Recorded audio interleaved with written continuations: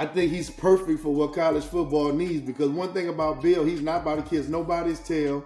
He's going to tell you like it is up front, and he's not going to be overpaying these kids.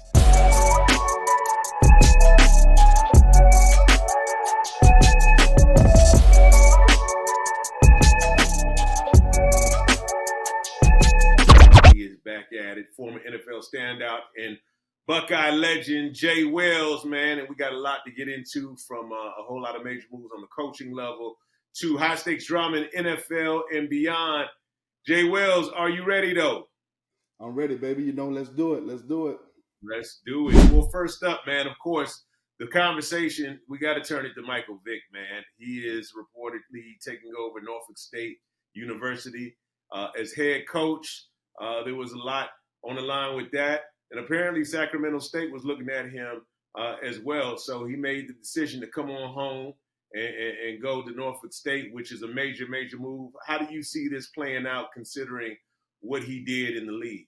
I think it's a great, great opportunity. I'm happy to see him step into the coaching realm, especially going back to his home state, going to a HBCU. I think it's going to be a phenomenal situation for him. I mean, listen, they were 4-8 last year, 3-8 the year before that. So can't get pretty much no worse on the football field.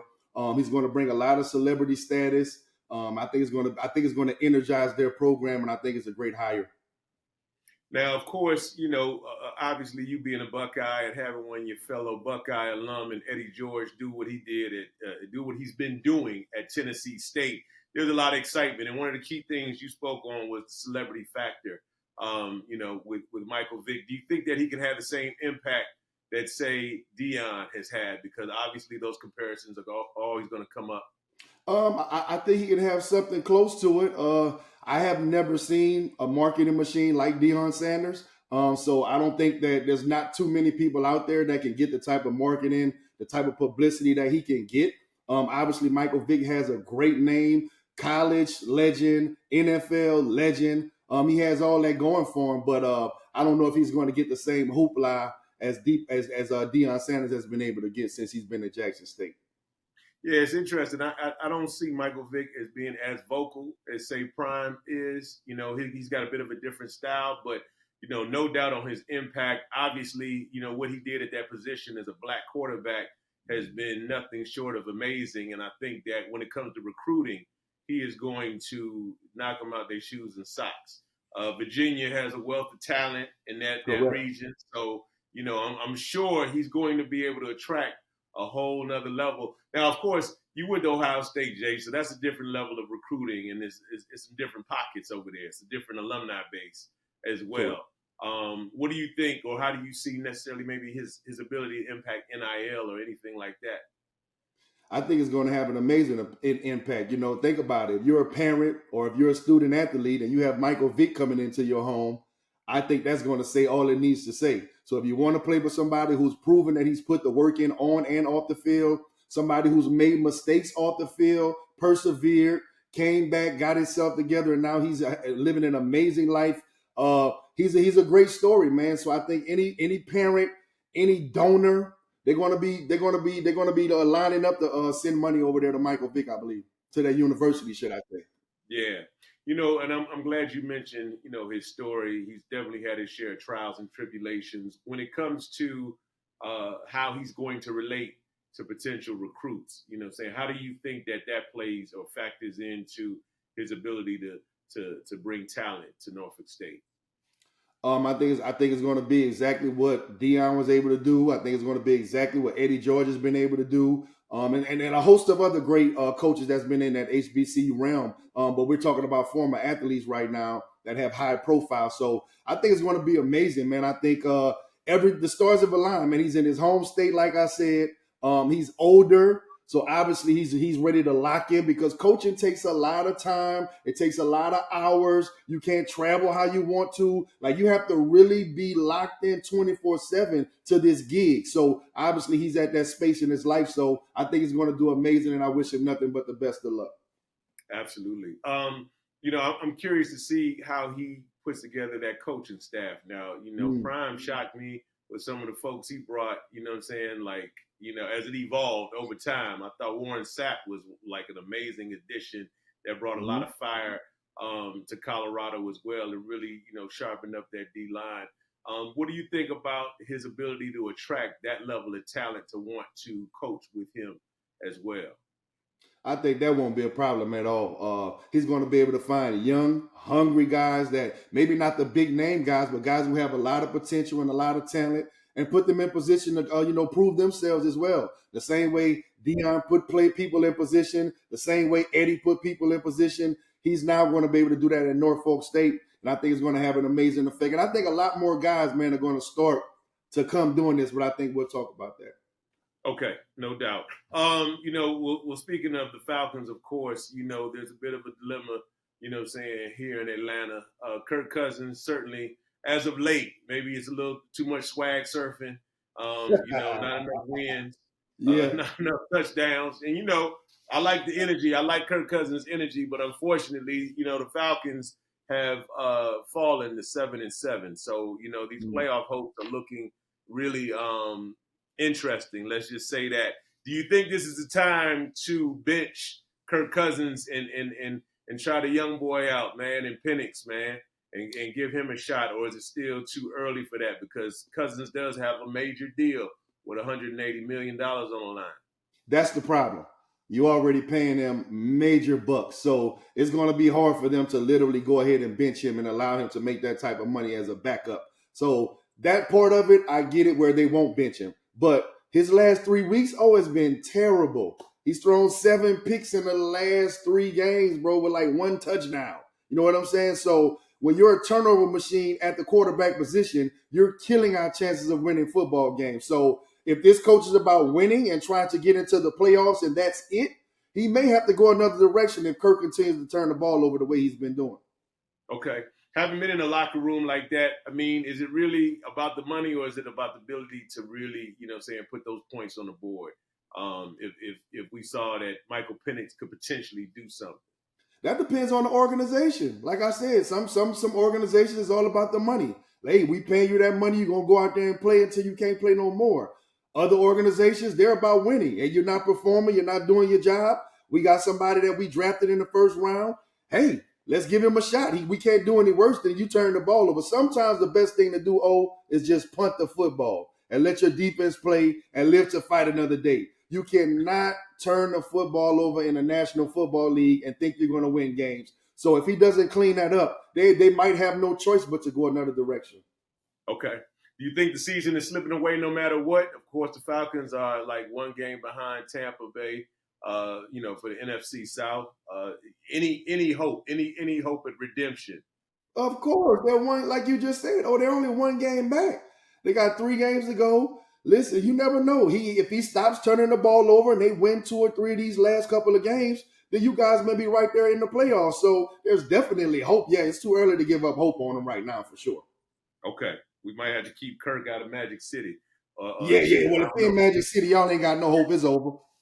I'm telling you right now. Now, look, I ain't putting that on Kirk. You know what I'm saying? We're just having a little fun with you, Kirk. We would have had the footage if he'd been in there. We would have saw the footage already. Absolutely. Look, but speaking of that nightlife, man, Travis Hunter, okay? He's won the Heisman. Genty, obviously had a phenomenal year, but Hunter edged him on out because of what he's been able to do on both sides of the ball. But his girlfriend, we already know, man, and you in the spotlight, your lady, it's kind of taking some of the light away from him, you know what I'm saying, and what should be a really celebratory moment. But what are your thoughts on that? You know what I'm saying? Well, let's start with Genty first, okay? Yeah. Him beating Genty out, you're a running back. What do you feel about that, brother? I mean, I feel Gentry's pain, man. Listen, the man had almost 2,500 yards rushing. You know what I'm saying? Stats were crazy. And he did it against the number 1 team in America right now. The man had over 200 yards versus Oregon. So we can't sit and say that he wouldn't have been able to do that against good competition. So that throws that out of the window. So I think he definitely has a gripe. But, like I said, with the marketing machine that's behind Colorado and Travis Hunter, it was going to be tough to beat that, man. Like I said, the marketing machine is massive right now coming out of Colorado. So I figured that they would give it to Travis Hunter, but I definitely understand how Genty is feeling if he feels like he got slighted. Yeah, I mean, any other year would have certainly been his year, but not this year. All right. So Travis does his thing. He got a lot of attention at the actual Heisman Trophy award ceremony, and of course, there was that look where his girl didn't stand. I saw Coach Prime kind of, he really did a great job of giving her the subtle nod to, saying go ahead and stand up. What do you think about all of that, man? Is this becoming a distraction? Or is he going to be able to maintain and do what he needs to do, especially going to that next level? We'll see. It's still to be determined. We've seen where some of these relationships can really get the player out of their character. Hopefully, this young man seems to be a great young man. I don't know this young man from what I can see from afar. He seems to be a stand-up gentleman.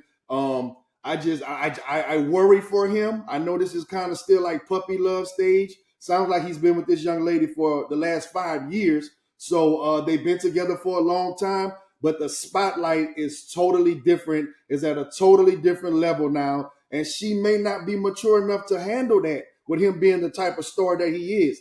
Everybody can't sit and play the second role. You know what I'm saying? So it'll be interesting to see how this turns out, but I wish him well, man. And hopefully, he gets a prenup. That's for sure if he gets married. Yeah. Well, one of the big things that obviously happened is he was at that Adidas signing and she was there with him and she asked the question of, am I just supposed to sit here and wait? And that caught a lot of people's attention. And of course, she had her rebuttal. She started to come out to seem pretty emotional with that. But, he had to defend his girlfriend, obviously. And he's told everyone that he loves her. Listen, what happens in that situation? There's a lot of speculation, Jay, about her past. A lot of things start to come up when you're in the spotlight like that, man. Does he need to take a stronger stance, saying publicly to sway these distractions that seem to be coming his way? It's a tough situation for him. I think they probably should just leave it offline. People are going to talk whether you're right or wrong. They're going to talk.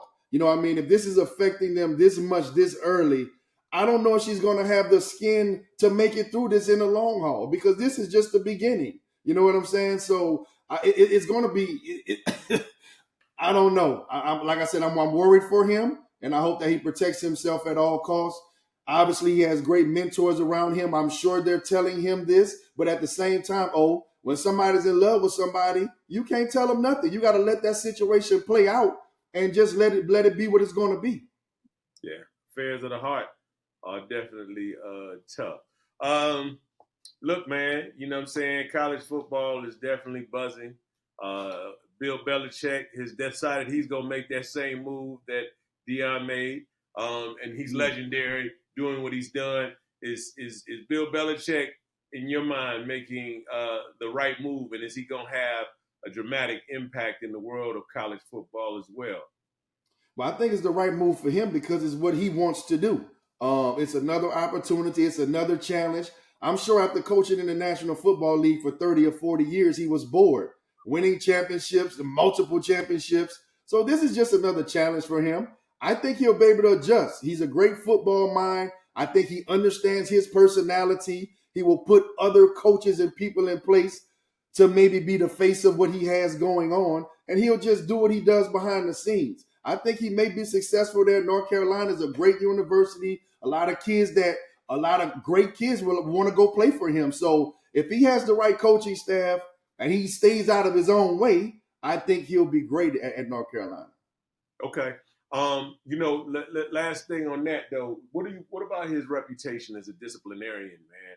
I heard you mention that, he probably wanted to get involved on a collegiate level. Do you think having seen some of the superstars in the league on a professional level, also influenced him to kind of, say, let me get around these young kids to help shape them as they get ready to go to this next space? What are your thoughts on that, bro? I think he's perfect for what college football needs because one thing about Bill, he's not about to kiss nobody's tail. He's going to tell you like it is up front, and he's not going to be overpaying these kids. If you want to come here, get a great education, play great high-quality football, get coached by some of the best in the country, and go to the NFL, I'm your guy. But I'm not going to sit here and go back and forth with these kids over millions of dollars when they haven't played a snap in college. Now, I see him being the same way he was in the NFL. He never overpaid superstars. And the superstars that came to his organization, if they were a problem, they were out of there ASAP. And he's going to do the same thing in college. No doubt. A situation I'd have been interested to see him handle is DeAndre Campbell, all right, and his refusal to go into the game for the 49ers, man. When you see something like that, what should happen when players refuse to go into the game? And is there ever anything legitimate that would warrant that in your mind? Well, first of all, we got to check on his mental stability. Some of these guys are really going through challenges that we may not know about off the field. I'm not giving him an excuse. If he was able to play, he dressed out, then he should have played, point blank period. If he wasn't injured, yeah, you got to play. And if you don't play, you're going to get suspended or you're going to get cut. Those are just the things that are going to happen. And he had to know that before he did what he did. So they're going to handle it how they handle it. Yeah. Have you ever experienced this on any level in your career, Jay? No, I've never had a player refuse to play. I've never had a player walk out of a stadium. I've never seen that in person. Now, do you think this is a reflection of Campbell, or do you think that perhaps this is saying something about the culture, you know what I'm saying, in San Francisco? I can't see the culture in San Francisco falling off that fast. That's been one of the best organizations in the National Football League for the last 5 years. I can't see them falling off that fast. I think this is an individual situation where he felt entitled, that he should have been playing more, or whatever the situation may have been. And when they called on him, he thought he was going to hurt the team. And yet and still, he got himself fired, suspended, or may never play in the National Football League again. So he's going to have to pay for those actions. Yeah. We've seen a lot more of this, and I remember, Vonte Davis, obviously he was dealing with some things. So I think the mental health aspect that you brought up, because it was a question that I really had, in all seriousness, because you just don't see this type of bizarre behavior. Exactly. When Antonio Brown did it, it was kind of like, we could have saw that coming. You didn't see that coming. And then, there's other antics that he, also, decided that he was going to, execute on the field too. So it makes you ask a lot of questions. I think Shanahan's, he's a solid coach, you know what I mean? Exactly. But I'm curious. I'm very curious to see what happens next. And I would like to get into that locker room and understand what the conversation is like amongst his teammates. From the couple of interviews that I heard from his teammates, they were not happy. So it didn't seem like he was going through a mental issue. It just seems like he quit and he wanted to hurt the team at that moment when they desperately needed him. So that's not the tone that the players had after the game when they saw what happened. Yeah. Nah, man. Do you think you could ever get the team back? Meaning, could somebody like that, could DeAndre do something like that and ever get the confidence of his current teammates or future teammates that he may, play with? Or do you think that, as I've heard some other analysts say, he'll never suit up in the National Football League again with that type of energy or attitude? I don't know. You've been there. Listen, it's a very slim chance. He's definitely not probably going to get another chance with the 49ers. Now, you may, if he goes and does some rehab or some counseling, he's going to have to show some effort off the field to show that he's trying to improve his mental state and his decision making. And that's still going to be a very slim chance. So I would hope that they don't let one decision. We've all made one bad decision here or there. I would hope that they give a young man another chance somewhere else. But that's not a good look on his behalf. Absolutely. A lot trending right now as it relates to news, particularly with football, man. But, Bengals safety, Jordan Battle, he recovered that fumble. Inexplicably, though, he dropped the ball, switching hands. Now, as a running back, Jay, I know you know about that hand switch, but talk to me now and really, take us in there, because I'm trying to understand what that was all about. Is it a lack of discipline? You know what I'm saying? Is that, just a mental lapse? Was he just too excited? You know what I'm Just saying? How do you prevent yourself from making those level of mistakes? It's just a lack of discipline. It's a lapse in judgment, and it's just not paying attention to detail. I mean, come on, we've seen this happen 100 times. Everybody in the world has had to see this happen 100 times. You got to know, just run through the end zone, bro. You're like, I just don't understand why guys even cut it close. I'm not even dropping the ball until I'm 2-3 yards. As a matter of fact, I'm gonna hand the ball to the referee. That's how I used to do it. You know what I'm saying? So I'm never gonna have that problem. So I don't understand it. I think it's selfish. And I think that, bro, just finish the play. You made a great play. Just finish it. That's it. Yeah, yeah. You think there's a lot of pressure to try to create some type of highlight like moments or something like that? You know what I'm saying? With younger You're players, already about to score a touchdown as a defensive player. How much more highlights you want? I don't understand. bruh. Yeah, man. It's unfortunate, and they need it. You know what I'm saying? They needed that, man. What do you think about the coaching right now? I mean, are coaches doing enough with these players? You know, saying to prevent costly mistakes, just from your experience and what you've seen and know. I think coaches get way too much credit. Listen, the coach is going to give you a game plan. Okay, Sunday, Saturday, or Friday night, it's on you to go out there. You still have to execute this against 11 other guys that are here to destroy your plan. So I think coaches get a bad rap.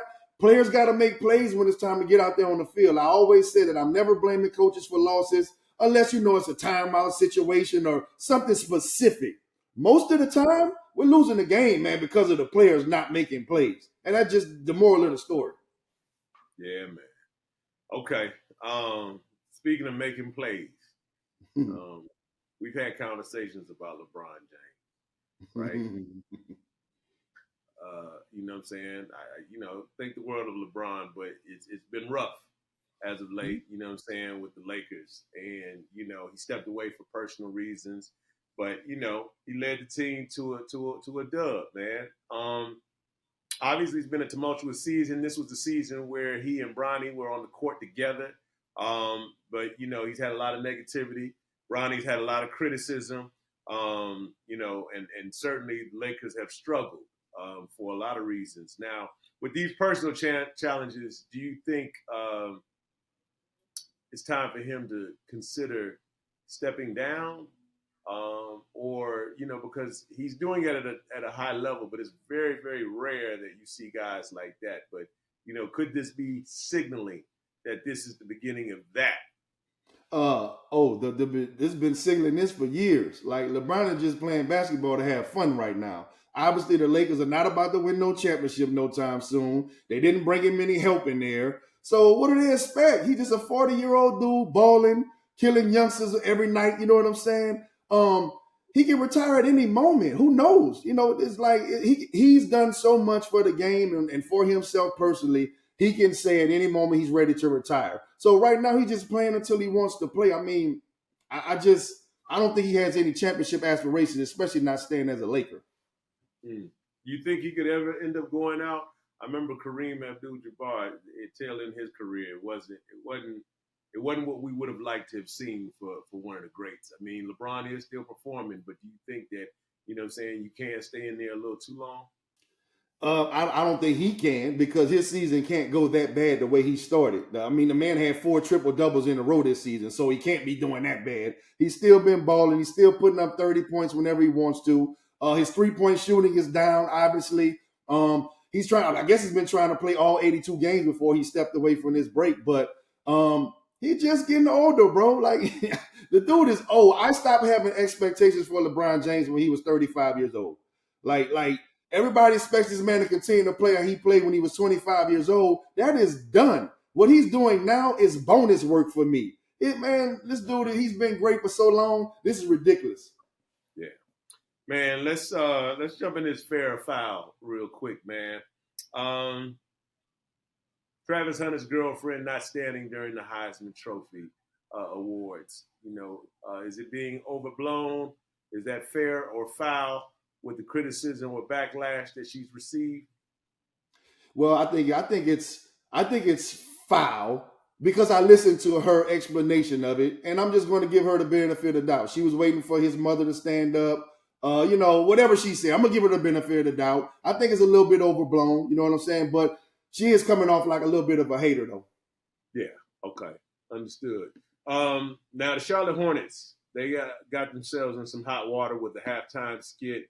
The team pretended to gift a young fan a PlayStation 5, only to take it away off camera and replace it with a jersey.